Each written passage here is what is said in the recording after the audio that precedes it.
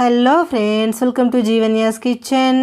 Friends, இன்றைக்கி நம்ம ரொம்ப அருமையான சுவையில் ரொம்பவே ஹெல்த்தியான வரகரிசி கஞ்சி எப்படி செய்கிறதுன்னு பார்க்க போகிறோம். அதுக்கு முன்னாடி நம்ம சேனல் ஜீவன்யாஸ் கிச்சனை மறக்காமல் சப்ஸ்கிரைப் பண்ணி பக்கத்தில் இருக்க பெல் சிம்பிளையும் கிளிக் பண்ணிக்கோங்க. ஃபஸ்ட்டு ஒரு கிண்ணம் எடுத்துகிட்டு அதில் இந்த கப்பால் ஒரு கப் அளவுக்கு வரகரிசி சேர்த்துக்கிறேன். கூடவே தண்ணி சேர்த்துட்டு இதில் கொஞ்சம் கூட அழுக்கு தூசி இல்லாமல் நல்லா கையில் இந்த மாதிரி பிசைஞ்சு விட்டு கழுவி எடுத்துக்கோங்க. நல்லா கழுவினதுக்கப்புறமா இதில் தேவையான அளவு தண்ணி சேர்த்துக்கோங்க. சேர்த்துட்டு இதை ஒரு 30 நிமிஷத்துக்கு அப்படியே வச்சுடுங்க. இது நல்லா ஊறட்டும். இப்போது ஸ்டவ்வில் ஒரு கடாய் வச்சுட்டு அதில் 2 டீஸ்பூன் எண்ணெய் சேர்த்துக்கிறேன்.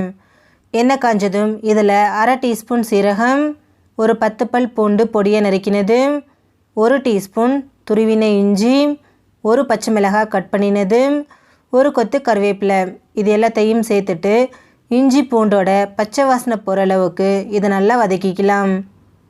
இஞ்சி பூண்டோட பச்சை வாசனை முழுமையாக போனதுக்கப்புறமா இது கூட மீடியம் சைஸில் ஒரு வெங்காயத்தை பொடியை நறுக்கி சேர்த்துக்கிறேன். சேர்த்துட்டு ஸ்டவ்வை மிதமான தீயில் வச்சுட்டு வெங்காயம் நல்லா சாஃப்டாகிற அளவுக்கு வதக்கிக்கலாம். அவ்வளோதான், பாருங்கள், வெங்காயம் நல்லா சாஃப்டாகி கண்ணாடி பதத்துக்கு வந்திருக்கு. இப்போ இது கூட 1/4 கப் அளவுக்கு பொடியை நறுக்கின கேரட், 1/4 கப் அளவுக்கு பொடியை நறுக்கின பீன்ஸ், கூடவே அரை டீஸ்பூன் உப்பு சேர்த்துக்கிறேன். சேர்த்துட்டு ஸ்டவ்வை மிதமான தீயிலே வச்சுட்டு ஒரு 2 நிமிஷத்துக்கு இதை நல்லா கலந்து கொடுங்க. காய் வதங்கி கொஞ்சம் சாஃப்டாகி வரட்டும்.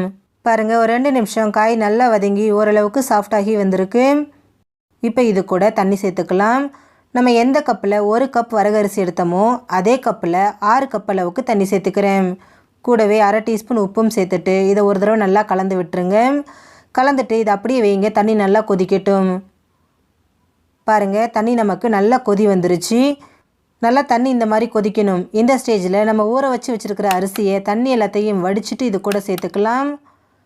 சேர்த்துட்டு திரும்பவும் ஒரு தடவை இதை கலந்து விட்டுருங்க. கலந்ததுக்கப்புறமா உப்பு செக் பண்ணிவிட்டு தேவைப்பட்டால் ஆட் பண்ணிக்கோங்க. இப்போ ஸ்டவ்வை லோ ஃப்ளேமில் வச்சுட்டு இதை மூடி போட்டுருவோம். மூடி போட்டுட்டு ஒரு 12லேருந்து 15 நிமிஷம் வேக விடுவோம். இடையில திறந்து கலந்து விடுங்க. ஒரு 15 நிமிஷம் போல் ஆயிடுச்சு. அரிசி காய் எல்லாமே நல்லா வெந்து வந்திருக்கு. பாருங்கள், நல்லா சாஃப்டாக வெந்து வந்திருக்கு. இந்த ஸ்டேஜில் இதில் ஒரு கையளவுக்கு பொடியை நறுக்கின மல்லி இலையை சேர்த்துக்கிறேன். சேர்த்துட்டு இதை ஒரு தடவை கலந்துட்டு நம்ம ஸ்டவ்வில் இருந்து எடுத்துருவோம்.